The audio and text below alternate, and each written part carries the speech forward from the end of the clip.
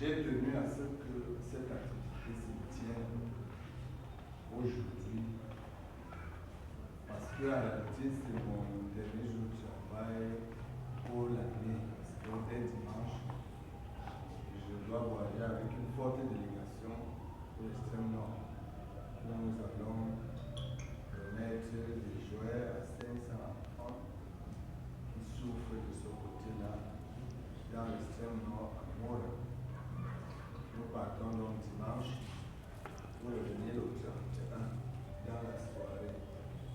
Donc, demain étant un jour férié, et si on ne fait pas de mariage et de décès, vous pouvez donc comprendre pourquoi j'ai insisté que nous tenions cette activité aujourd'hui. Parce que si nous ne l'avions pas tenu aujourd'hui, on aurait attendu 2026.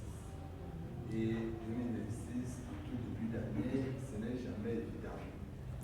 Et aussi, ces ailes date de 2024, ça me dérangeait qu'on traverse encore l'année 2026 pour aller les remettre. Donc pour moi, c'était un grand soulagement. Ce n'est pas évident. Il nous fallait chercher l'argent à gauche et à droite pour pouvoir atteindre le montant, presque 15 millions que vous allez recevoir. Pour nous, c'est une concrétisation de notre politique. Il faut soutenir le taux-emploi, il faut soutenir l'initiative privée, il faut soutenir l'entrepreneuriat. Et pour ce qui est des jeunes et des femmes, vous êtes une couche sociale vulnérable. Les jeunes ont beaucoup de problèmes et face au chômage ambiant, il est important pour nous, administration locale, de soutenir l'entrepreneuriat local jeune. Il est important pour nous, collectivités territoriales décentralisées, de soutenir l'entrepreneuriat féminin. Parce que même la Banque mondiale, toutes les institutions ONU, l'UNICEF nous recommandent de soutenir particulièrement les jeunes et les femmes. Si nous voulons atteindre le développement de notre pays. Et donc je vois de nombreuses femmes, je me réjouis. Je vois de nombreux jeunes, je me réjouis. Parce que pour atteindre le développement de notre pays, ce n'est pas l'entrepreneuriat.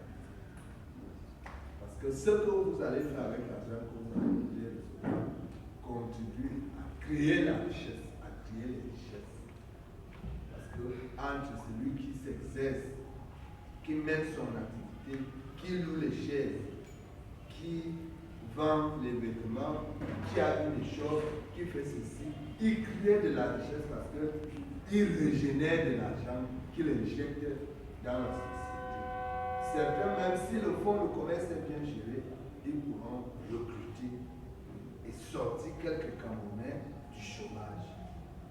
Je voudrais donc vous dire que pour nous, c'est une concrétisation.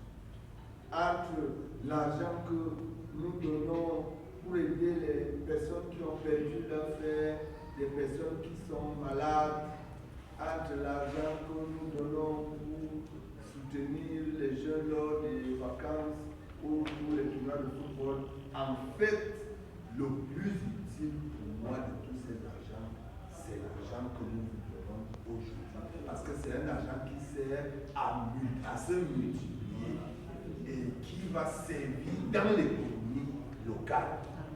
Parce que ce que vous allez faire va profiter, va améliorer le niveau économique de notre pays à travers les micro-activités génératrices de revenus que vous allez financer grâce à ces appuis. Donc pour moi, c'est un aboutissement d'un vœu longtemps exaucé parce qu'on nous demande partout, monsieur le maire, que faites-vous pour soutenir l'entrepreneuriat privé? Bon, moi je dirais, le 26 décembre, nous avons remis des appuis pour soutenir l'entrepreneuriat privé à hauteur de 15 millions de francs. Et dans le journal bilan de notre commune, nous allons mettre en bonne place cette année. C'est pour ça que je demande même aux journalistes qui sont là de nous aider avec les plus belles photos. Parce que nous sommes en train de faire l'almanach de notre bilan sur 5 ans. Tout ce que nous avons fait. Et cette activité est très très importante. Parce que nous devons financer l'économie locale. Nous devons promouvoir l'entrepreneuriat. Mais maintenant, il y en a qui viennent souvent, qui fabriquent des raisons pour avoir de l'argent, mais ne même pas faire ce pourquoi ils sont venus décider d'aide. Ceux-là seront traqués.